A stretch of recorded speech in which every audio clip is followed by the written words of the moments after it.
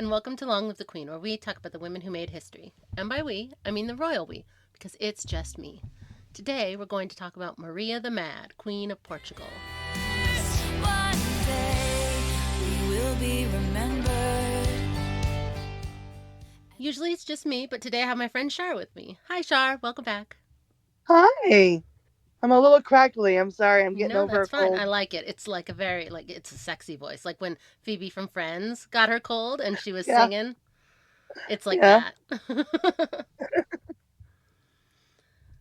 And we are going to talk about Maria the Mad, although I don't love calling people the Mad. So Right, I will occasionally call her that because that is what she was known as for part of her life. But right. she's also Queen Maria the First of Portugal. So might call her that too. And her full name actually was Maria Francesca Isabel Josepha Antonia Gertrudis Rita Joanna. Oh, no.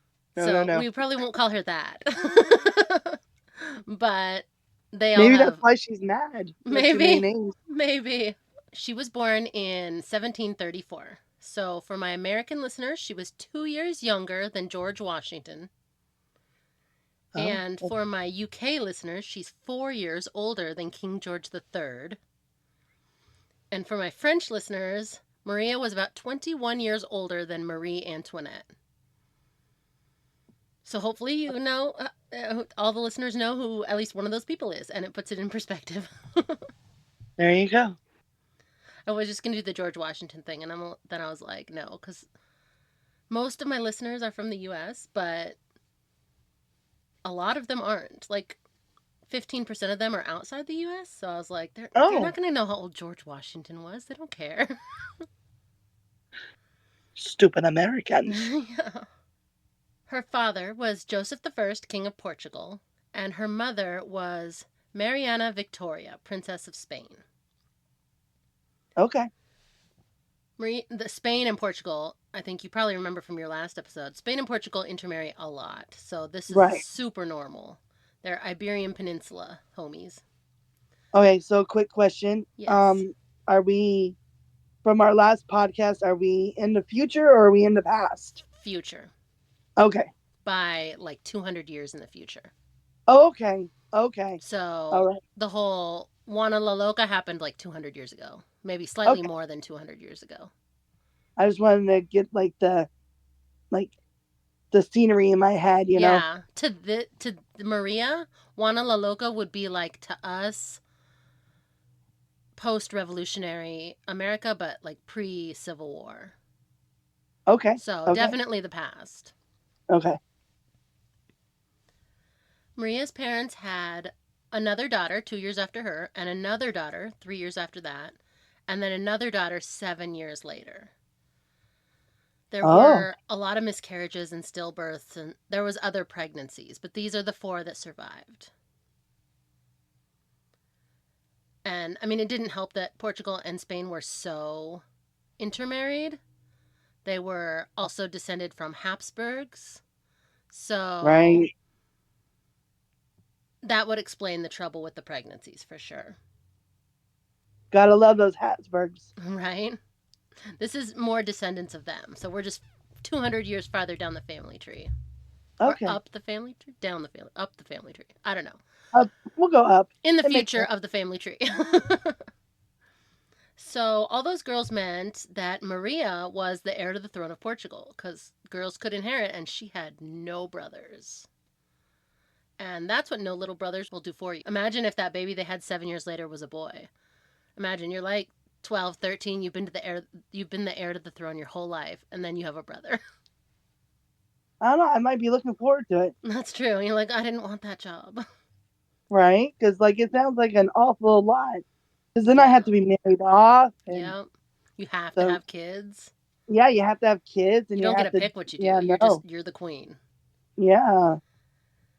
I mean, it sounds good in theory, but as we've learned in our last 200 years, Right. so much. And it was still a rarity. Like Portugal girls were not their first choice. If she had had a brother, he would be king. They're like, Right. if I mean, a boy will show up eventually. Maybe she'll have a boy. So we'll take a female if we have to, but it was definitely not their first choice. The whole country would have been hoping for a boy. Because women back then are idiots. They don't know how to run a They don't know country. any. They can't lead an army. Yeah, So that I they're mean, too emotional. right? And they are emotional, but that's only if you don't count anger as an emotion. Yeah. Cause I feel like men get emotional sometimes too. It's just different. In 1750, Maria's grandfather died, and that made her father the King of Portugal. So she was second in line to the throne after her father, because her Okay. grandfather was still the king. So the king is dead. Long live the king, King Joseph I of Portugal. And sometimes he's known as Jose. Now, I need to make this clear. It's not Jose. I'm not just saying it wrong because I'm. White. Yeah. I get it. Yeah. Yeah. I In know. Spain, it's Jose in Spanish, but in Portuguese, it's Jose. They say the J because it's short for Joseph. So if Okay. I say Jose, I'm not just an idiot. It's because this is a Portuguese episode, not a Spanish episode. And I'm really only saying that because I listened to a podcast about Jose, and the person kept saying Jose, and I'm like, what a fucking idiot. Like, that's not how you say it. But then I looked it up, and they were right. So I was like, oh, people are going to think I'm dumb. Because it Oh, is, I I mean, would it's never spelled think just that. like Jose. I would think that, you would be very well prepared for your podcast. I'm all the time like, how do you pronounce Jose in Portuguese? And the internet will tell you just about anything. Yeah. So, Maria, when her father became king of Portugal, Maria became the princess of Brazil. Because Brazil at the time was a colony of Portugal. Okay. And it's sort of like the Prince and Princess of Wales. You know how the heir to the throne is usually that in England? Right. The Princess of Brazil is the Portuguese version of that. It's the what the heir to the throne gets before they become the king or queen. Right. So it's like a pre-title. Yes, like practice. Practice on Brazil, and then you'll know how to run Portugal. And that is why Portuguese is still the most common language in Brazil now, because it started out as a colony of Portugal. In 1755, when Maria was about 21, a pretty major event occurred, the Ooh. 1755 Lisbon earthquake. Oh. And they lived in Lisbon because that's where they lived in Portugal. And the estimated magnitude was 7.7 to 9. They obviously didn't have the same measuring equipment Right. that we have, but it was a big one. It was huge. And they judge by the damage it caused. They can kind of do the math and figure out what it must have been roughly. It Right. was the third largest earthquake to have ever hit the city, which is even crazier. Like there was two worse ones in the past. On the morning of November 1st, which was All Saints' Day, the earthquake struck, and it lasted for 3.5 to 6 minutes. Wow. So it was a long one. And then this is a time where they thought that God would punish you. Definitely. And fissures up to 5 meters wide opened up in the city center. So, like 15 feet across, these huge, Gaps. yeah, Holes. right in the middle of town. Panic, Scary. yeah, panic survivors rushed to the open area near the docks because there was just less buildings out there.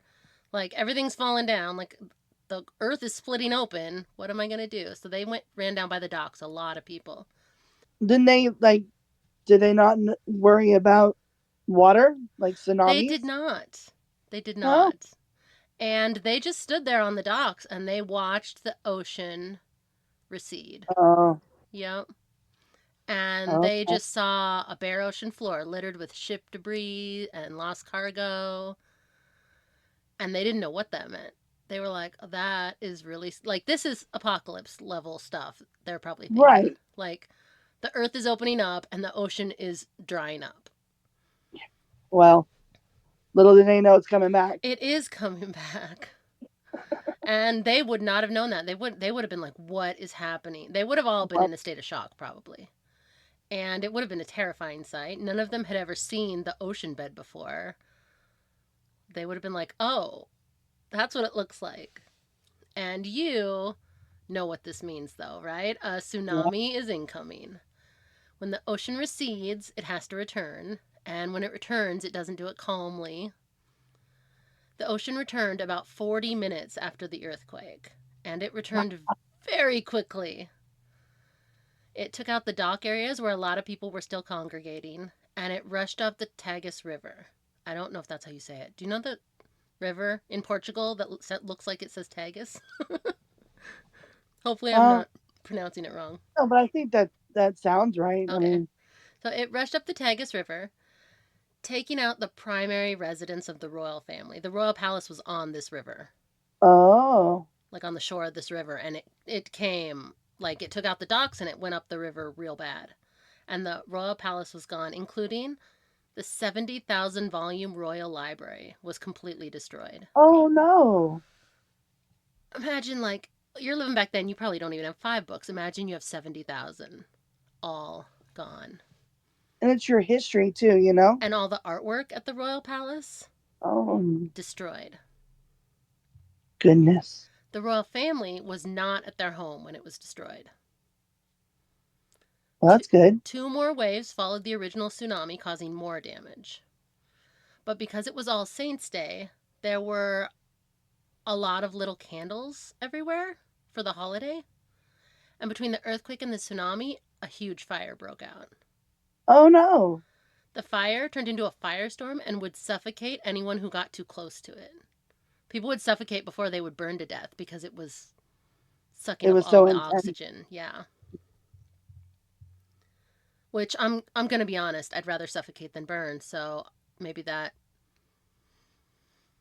isn't the worst way to go if there's a huge fire.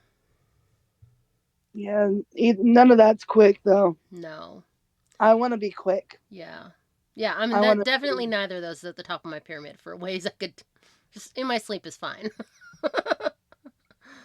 Oh. quick and painless. Yes.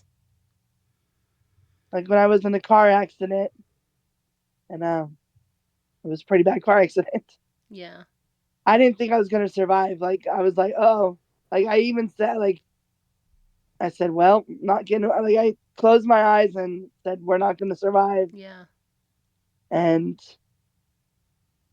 when I opened my eyes, I was alive. So I was like, ooh. And then I was like, I hurt. Ouch. Yeah. Yeah, no, I had got a burn on my foot once from boiling water, and it was a tissue burn, so it's past like first degree, second degree, third degree. Like it went through all the layers of skin and got down to the muscle. And Right. that was extremely painful, and I was like, I never want to die any kind of heat related anything cuz the heat just touching my muscle hurt a lot, and it was just on my foot, like a couple inches by a couple inches. Yeah. I want to Okay. be. We got dark. Yeah. Well, I want to be from one plane to the next without Yeah, skipping a just like, beat. oh, okay. Hello, Saint Peter. Yeah. Do I pass the test? Yeah. Glad to be here. Yeah. Glad you decided to take me quick and easy. Yeah. Once the smoke had finally cleared, the damage could be surveyed, and 85% of Lisbon buildings had been destroyed. Oh my. An estimated 100,000 people had died. It's thought that the earthquake may have killed 40 to 50,000, and then the tsunami and fire killed another 50. Wow. There are reports of tsunami waves reaching from Portugal to their, at the time, colony of Brazil. And Oh, for anyone who's not a geography girly, one of those places is in Europe and one of them is in South America, so they're pretty far apart. If you visit Lisbon today, you can still see the preserved ruins of the Carmel convent. They left the ruins of this convent there so people could see this is what happened at the Lisbon earthquake. The royal family, after attending their morning mass, had left the city. The king's daughters wanted to spend the holiday outside of the city, so they blew town. And luckily, they weren't at the royal palace when it was destroyed. After the earthquake, tsunami, and fire, the king lost his palace and he didn't feel safe inside the city anymore. He probably suffered from, they wouldn't have called it that at the time, but pretty severe PTSD. Yeah.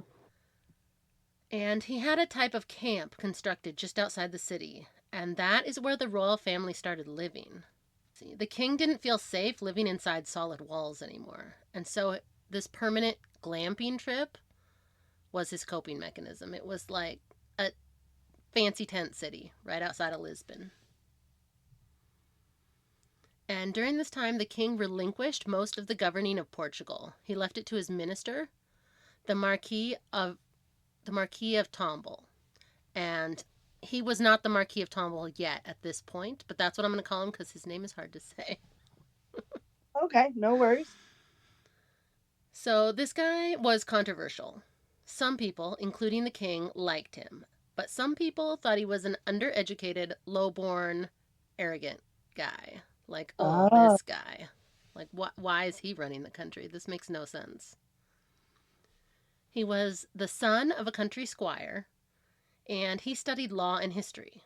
He was intelligent, and he had gone to school to learn about law and history, and he spoke fluent Portuguese and French. And he got a pretty sweet gig as the Portuguese ambassador to Great Britain,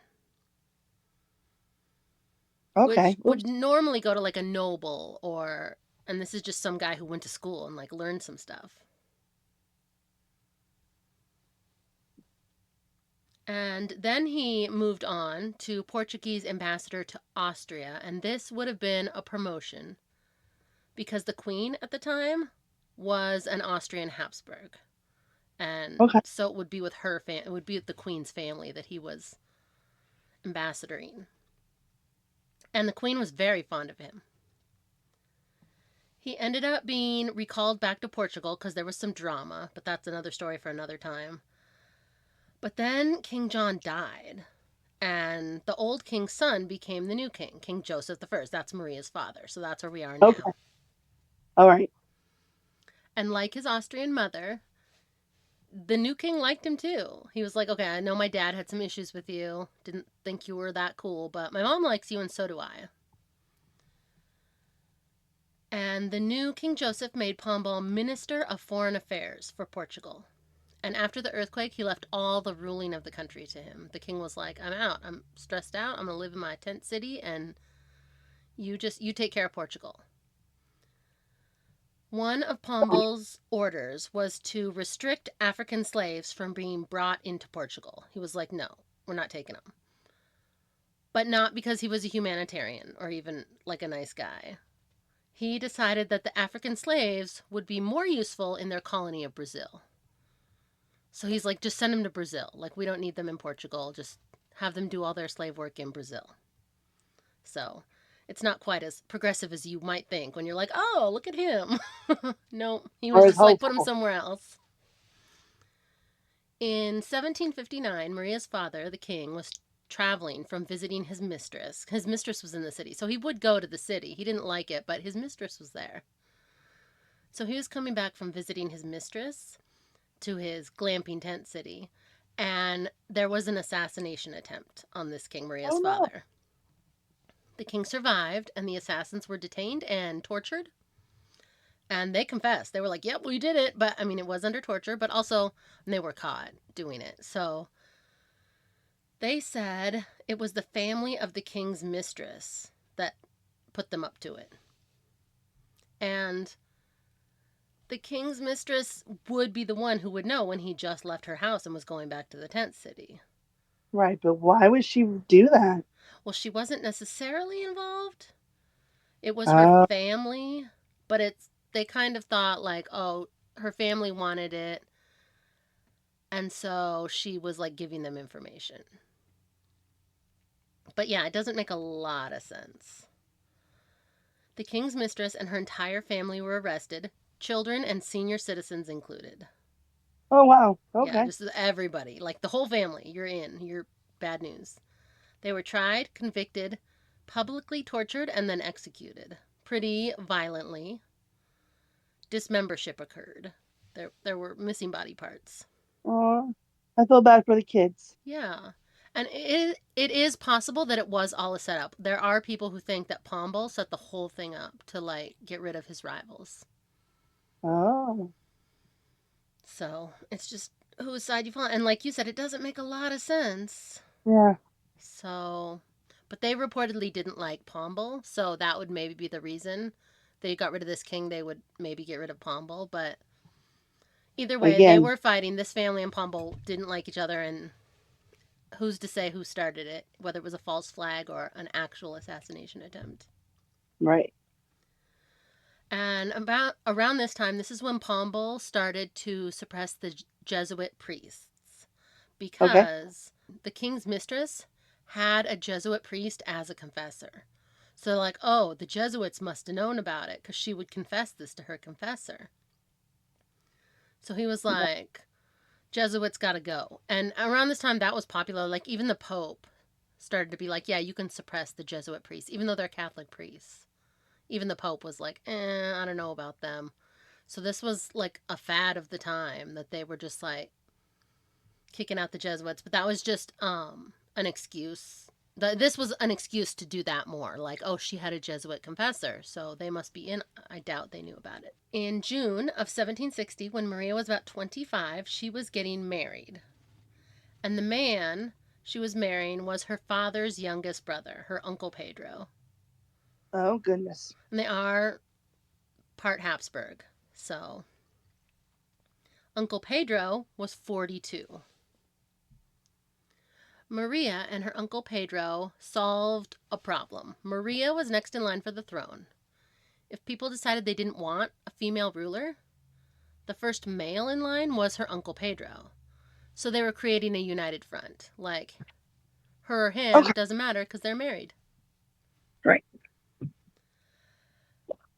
Pedro would support his niece slash wife because she was both his niece and his wife.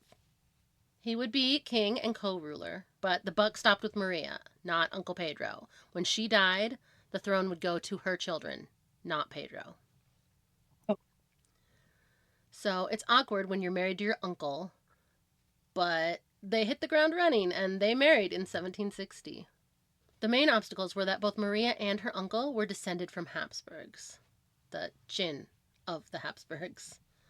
Pedro's mother, and they'd been working on it. It's not as bad as it was during the time of Charles V. They had been working on it, but still nieces are marrying uncles. okay. So when you're a bit inbred, and so is your husband slash uncle, that's a risk when you are marrying your uncle and you're both the same amount of inbred. By the Right. by the following year, they had their first son Joseph, named after his grandfather and uncle, King Joseph I. He also is sometimes known as Jose. 2 years later, they had another son, John, but he only lived to be 3.5 weeks old. And Oh, we don't really know why. There's not really a reason given. It could just be the genetics, honestly. 4 years later, Maria was pregnant again, and she had her son John, and he survived. And the next year, she added a daughter named Maria. And this one, I probably should have written down the middle name, but Maria V, we're going to call her because all there's a right. lot of Marias. Of course there are. In 1774, at about the age of 40, Maria had another baby. This one we'll call Maria C because Maria is naming all her daughters Maria. So Maria's daughters, Maria V and Maria C. And this Maria lived to be about 2 years old. Aw. So she probably died of some sort of illness, some sort of childhood illness or bacterial infection. She probably got sick because she did survive 2 years. Right. And 42-year-old Maria was pregnant again. She had another daughter. This one we'll call Maria I. But she only lived to be 33 days old. Just over a Aw. month, yeah.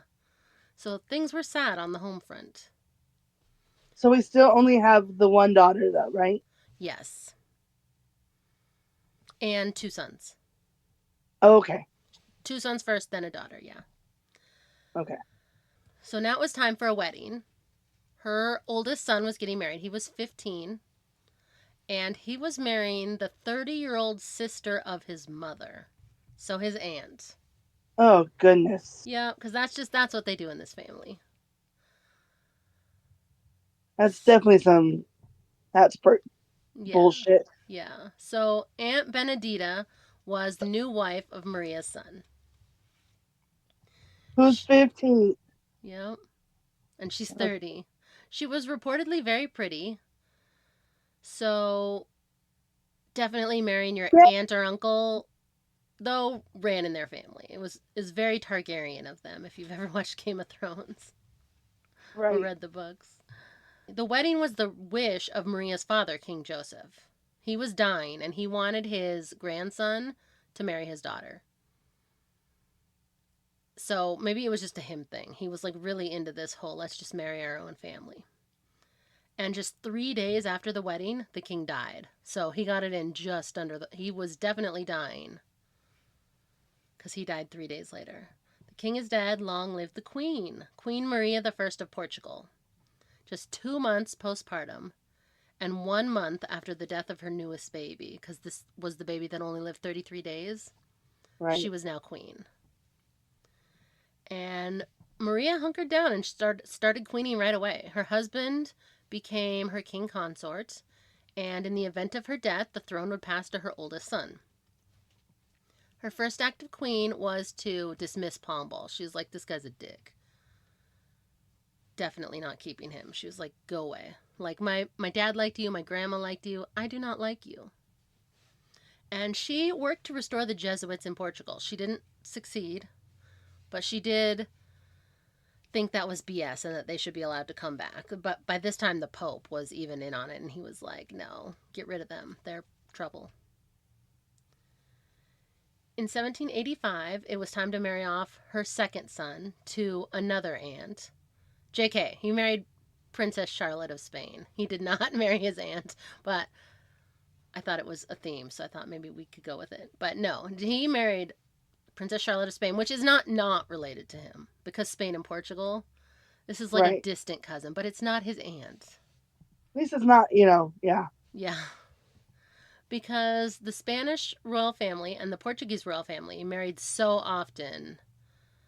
Not only are they both related, but they are also partial Habsburgs too. Because remember, with Juana la Loca, she married a Habsburg. So Right. the Spanish royal family is descended from them.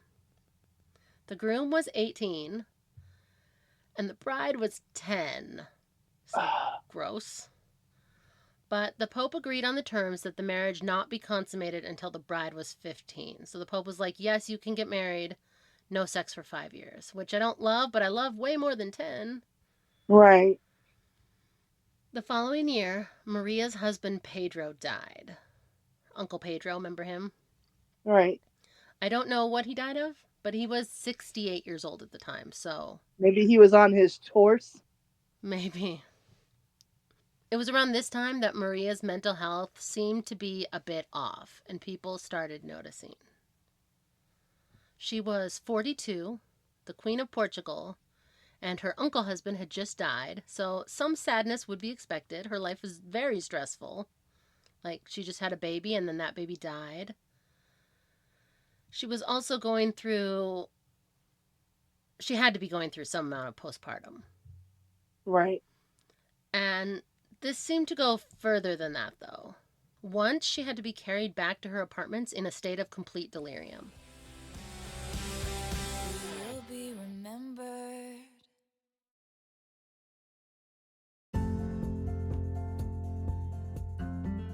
Thanks for listening.